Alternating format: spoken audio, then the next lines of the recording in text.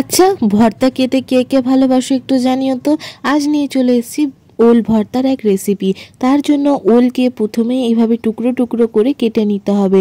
তারপরে ভালোভাবে ধুয়ে পরিষ্কার করে এরকম এক সুতির কাপড়ে এইটাকে নিয়ে নিতে হবে এবং সেটার মুখটা ভালোভাবে আটকে দিতে হবে এই সুতির কাপড়ে। যেমন পোটলা বানাচ্ছি ঠিক তেমনভাবে। আমাদের বাড়ি থেকে ছোটোবেলায় দেখে আসি যে এইভাবেই ওল সেদ্ধ করা হয়ে থাকে।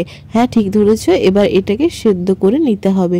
তার জন্য দেখো এখানে হাঁড়িতে আগেই জল ফুটতে দেওয়া আছে এবং এই জলটা ফুটে উঠলে এই হাঁড়ির ঢাকনা খুলে আমরা এই ওলের পোটলাটা দিয়ে দেব এবং ভালোভাবে সেদ্ধ করে নেব।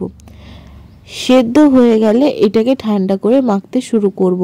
দেখো এটা যেহেতু পুরোপুরি আমি ঠান্ডা করার আগে মাখতে শুরু করেছি, তাই একটু শক্ত ছিল। তোমরা ভালোভাবে সেদ্ধ করে নেবে এবং ঠান্ডা করে তবেই মাখবে। আমার ভিডিও ভালো লেগে থাকলে চ্যানেলটাকে সাবস্ক্রাইব করতে ভুলবে না, বন্ধুদের সাথে শেয়ার করতে ভুলবে না, আর হ্যাঁ, ভিডিওটাকে লাইক করে দিও।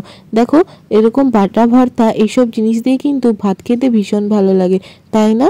দেখো এই ওলগুলোকে বেশ ভালোভাবে চেপে চেপে এইভাবে মেখে নেওয়া হলো। তারপরে আমরা রেডি করব অন্য একটা জিনিস যেটা এর স্বাদ দ্বিগুণ করে দেবে। তার জন্য এখানে নিয়ে নেব কড়াইয়ে গরম করে।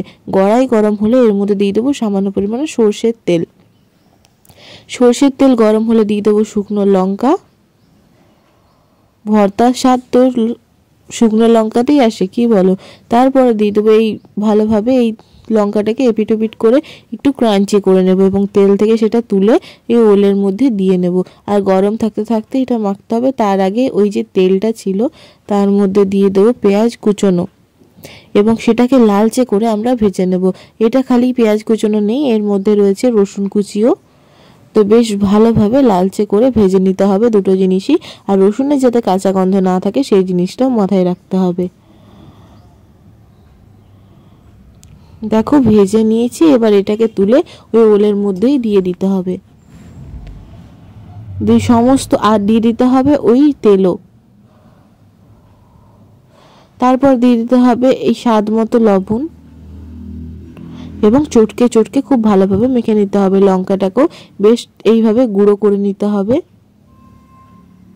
লঙ্কা ভালোভাবে ভাজা না গেলে কিন্তু গুঁড়ো হয় না, সে কথা মাথায় রেখে এভাবে ডলে ডলে ভালোভাবে মেখে নেবে।